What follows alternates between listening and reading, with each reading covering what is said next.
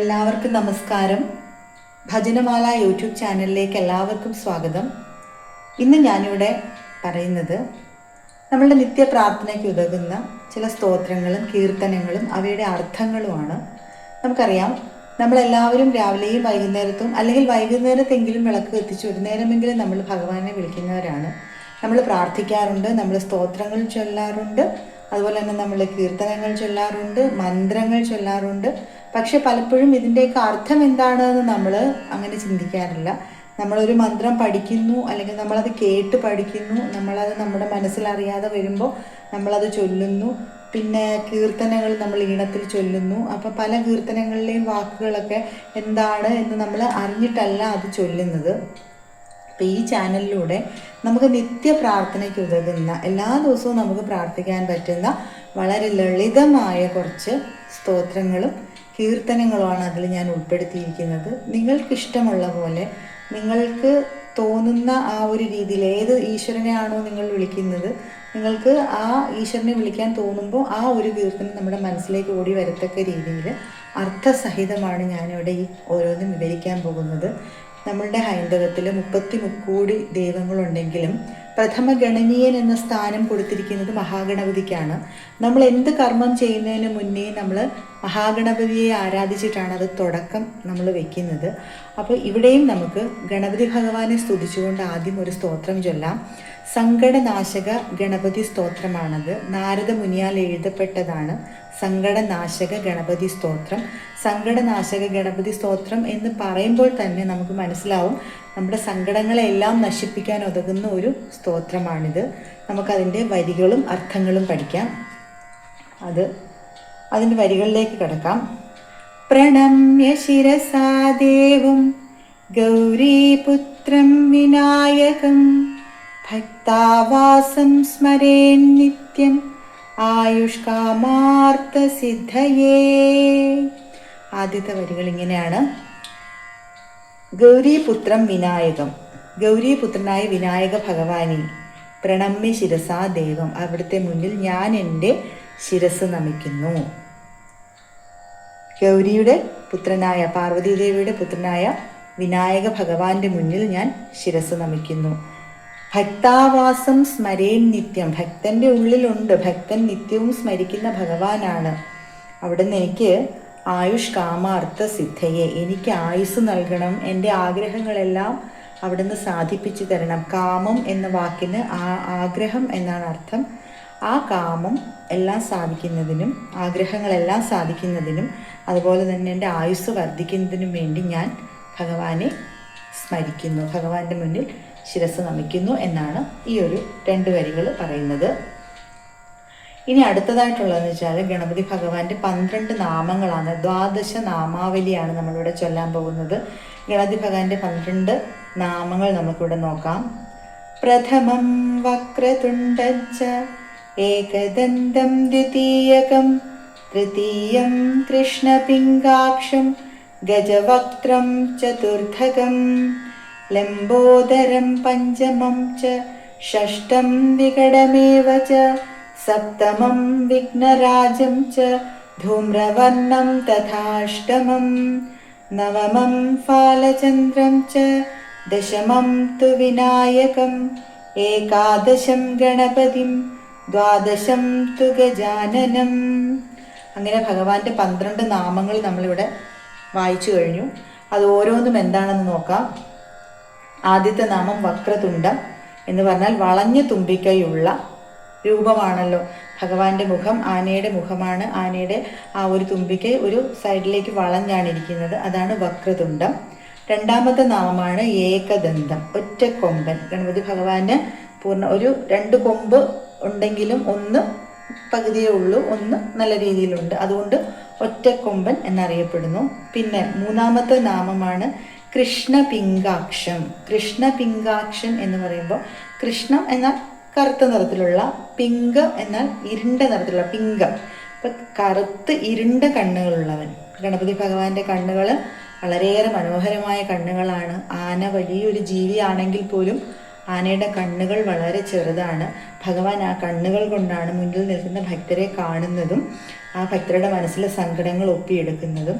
അപ്പോൾ അത്രയും മനോഹരമായ കൃഷ്ണ പിംഗ അക്ഷത്തോടു കൂടിയ ഗണപതി ഭഗവാൻ. ഇനി 4ാമത്തെ നാമമാണ് ഗജവക്ത്രം, അതായത് ആനയുടെ മുഖം എന്നാണ് അതിൻ്റെ അർത്ഥം. 5ാമത്തെ നാമം ലംബോദരൻ.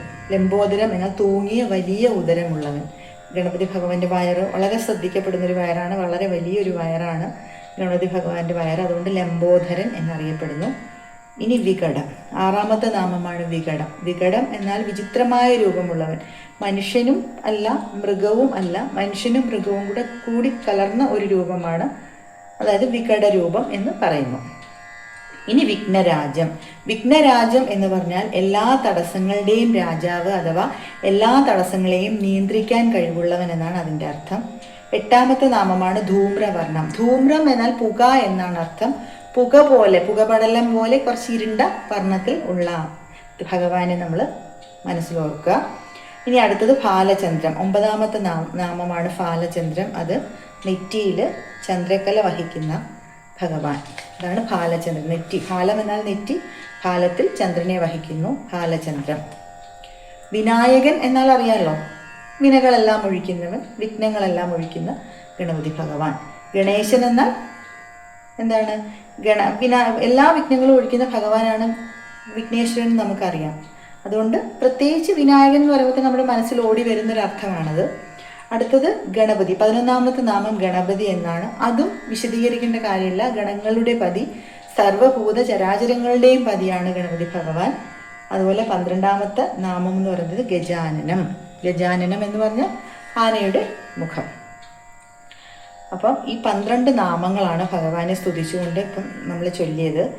ഇനി ഏതൊരു സ്തോത്രമായാലും ഏതൊരു കീർത്തനമായാലും അല്ലെങ്കിൽ ലളിത സഹസ്രനാമം പോലെ ഏത് നാമമായാലും അതിനെല്ലാം ഒരു ഫലശ്രുതി പറയുന്നുണ്ട്. ഇന്ന കാര്യങ്ങൾ നമ്മൾ ജപിക്കുകയാണെങ്കിൽ അത് ഇന്ന ഫലങ്ങൾ നമുക്കതിന് ലഭിക്കും എന്നൊരു ഫലശ്രുതി പറയുന്നുണ്ട്. നാരദ മഹർഷിയാൽ രചിക്കപ്പെട്ട ഈ സങ്കടനാശക ഗണപതി സ്തോത്രത്തിനും ഒരു ഫലശ്രുതിയുണ്ട്. ആ ഫലശ്രുതി എന്ന് പറയുന്നത് ദ്വാദശൈത്യാനി നാമാനി ത്രിസന്ധ്യാമ്യ പഠേന്നര നജ വിഘ്നഭയം തസ്യ സർവസിദ്ധികരം പരം.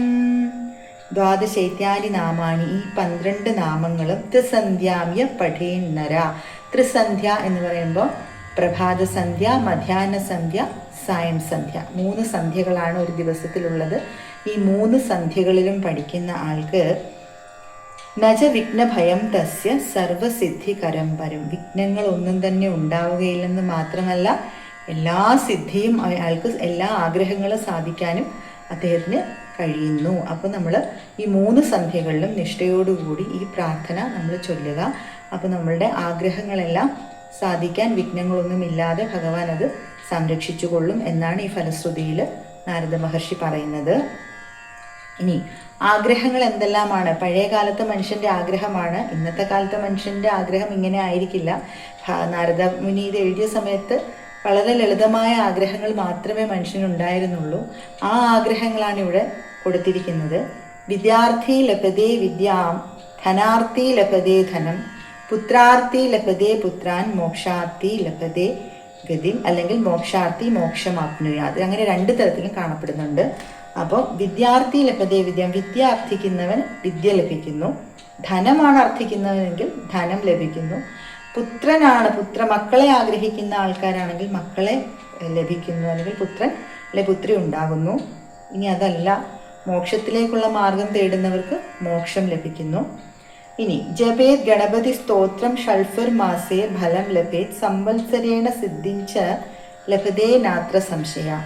ഈ ഗണപതി സ്തോത്രം നമ്മൾ 6 മാസം ജപിക്കുകയാണെന്നുണ്ടെങ്കിൽ പോലും അതിന് ഫലം ലഭിക്കുന്നു. ഇനി അതല്ല, നമ്മൾ 1 വർഷക്കാലം തുടർച്ചയായിട്ട് ജപിക്കുകയാണെങ്കിൽ നാത്ര സംശയ, ഫലം തീർച്ചയായും ഉണ്ടാകും, അതിന് യാതൊരു സംശയവും ഇല്ല എന്നാണ് ഫലശ്രുതിയിൽ പറയുന്നത്.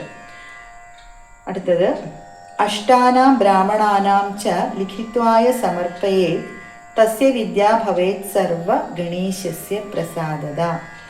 അഷ്ടാനാം ബ്രാഹ്മണാനാം ച എന്ന് പറഞ്ഞ് നമുക്കറിയാം, നമ്മൾ ലിഖിതമായിട്ട് നമ്മൾ എഴുതിയിട്ട് ഭഗവാന്റെ മുന്നിൽ സമർപ്പിക്കാറുണ്ടല്ലോ. നേരത്തെ പണ്ട് കാലത്ത് ബ്രാഹ്മണർക്ക് സമർപ്പിക്കുന്ന ഒരു ചടങ്ങുണ്ടായിരുന്നു. പക്ഷേ ഇപ്പോൾ അന്ന് ബ്രാഹ്മണരെ വളരെ ശ്രേഷ്ഠമായിട്ട് കണ്ട് അന്നദാനം വസ്ത്രദാനം ഒക്കെ നൽകി വളരെ ശ്രേഷ്ഠരായി കണ്ട് ബഹുമാനിച്ചിരുന്ന ഒരു കാലഘട്ടമായിരുന്നു. പക്ഷേ ഇന്നെല്ലാവരും സമന്മാരായതുകൊണ്ട് ഭഗവാന് മുകളിൽ ആരും ഇല്ലാത്തത് കൊണ്ടും നമ്മൾ ഈ ആഗ്രഹങ്ങൾ, നമ്മൾ ഈ നാമങ്ങളൊക്കെ എഴുതി, നമുക്ക് ശ്രീരാമജയം, നമ ശിവായ, കൃഷ്ണായ നമ ഒക്കെ നമ്മൾ എഴുതി ഭഗവാന് സമർപ്പിക്കാറുണ്ട്. അതുപോലെ ഈ നാമങ്ങളും 8 പ്രാവശ്യം എഴുതി ഭഗവാന്റെ മുന്നിൽ സമർപ്പിക്കുകയാണെങ്കിൽ തസ്യ വിദ്യാഭവയിൽ സർവഗണേശസ്യ പ്രസാദത, നമ്മുടെ ഗണപതി ഭഗവാനെ പ്രസാദിക്കാൻ മറ്റൊന്നും വേണ്ട, അദ്ദേഹം ഈ കാരണത്തിൽ തന്നെ പ്രസാദിച്ചിരിക്കും എന്നാണ് നാരദമുനി പറയുന്നത്. അപ്പോൾ നമുക്ക് ഈ സ്തോത്രത്തിൻ്റെ അർത്ഥം നിങ്ങൾക്ക് മനസ്സിലായി. ഇനി ഈ സ്തോത്രത്തിൻ്റെ പാരായണം കൂടെ നമുക്ക് നോക്കാം. പ്രണമ്യ ശിരസാ ദേവം ഗൗരീപുത്രം വിനായകം ഭക്താവാസം സ്മരേൻ നിത്യം ആയുഷ്കാമാർത്ഥസിദ്ധയേ പ്രഥമം വക്രതുണ്ടം ച ഏകദന്തം ദ്വിതീയകം തൃതീയം കൃഷ്ണപിംഗാക്ഷം ഗജവക്ത്രം ചതുർത്ഥകം ലംബോദരം പഞ്ചമം ച ഷഷ്ടം വികടമേവ ച സപ്തമം വിഘ്നരാജം ച ധൂമ്രവർണം തഥാഷ്ടമം നവമം ഫാലചന്ദ്രം ച ദശമം തു വിനായകം ഏകാദശം ഗണപതിം ദ്വാദശം തു ഗജാനനം ദ്വാദശൈത്യാനി നാമാനി ത്രിസന്ധ്യാമ്യ പഠേന്നരഃ നജ വിഘ്നഭയം തസ്യ സർവസിദ്ധികരം പരം വിദ്യാർത്ഥി ലഭതേ വിദ്യാം ധനാർത്ഥി ലഭതേ ധനം പുത്രാർത്ഥി ലഭതേ പുത്രാൻ മോക്ഷാർത്ഥി മോക്ഷമപ്നുയാത് ജപേത് ഗണപതി സ്തോത്രം ഷൽഭർമാസൈർഫലം ലഭേത് സംവത്സരേണ സിദ്ധിം ച ലഭതേ നാത്ര സംശയഃ അഷ്ടാനാം ബ്രാഹ്മണാനാം ച ലിഖിത്വാ യത് സമർപ്പയേത് തസ്യ വിദ്യാ ഭവേത് സർവ ഗണേശസ്യ പ്രസാദതഃ. ഇതാണ് ഇതിൻ്റെ പാരായണം. അപ്പോൾ സങ്കടനാശക ഗണപതി അഷ്ടകം എല്ലാവരും ചൊല്ലുക, അർത്ഥം മനസ്സിലാക്കി ചൊല്ലുക. ഇപ്പോൾ 3 പ്രാവശ്യം 3 സന്ധ്യകളിലൊക്കെ ജപിക്കുക എന്ന് പറഞ്ഞാൽ ഇപ്പോഴത്തെ കാലത്തിൽ നമുക്ക് അത്ര പറ്റുന്നൊരു കാര്യമല്ല. എല്ലാവരും ജോലിക്കൊക്കെ പോകുന്നവരാണ്.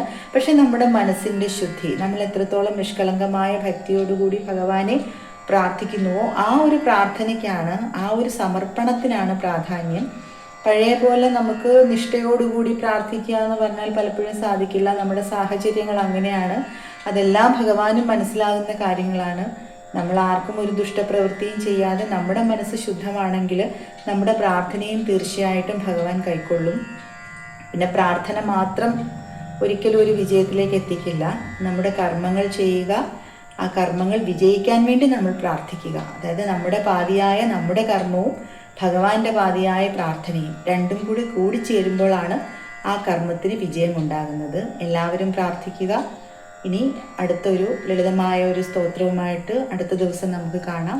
എല്ലാവർക്കും നല്ലൊരു ദിവസം ആശംസിക്കുന്നു. നന്ദി, നമസ്കാരം.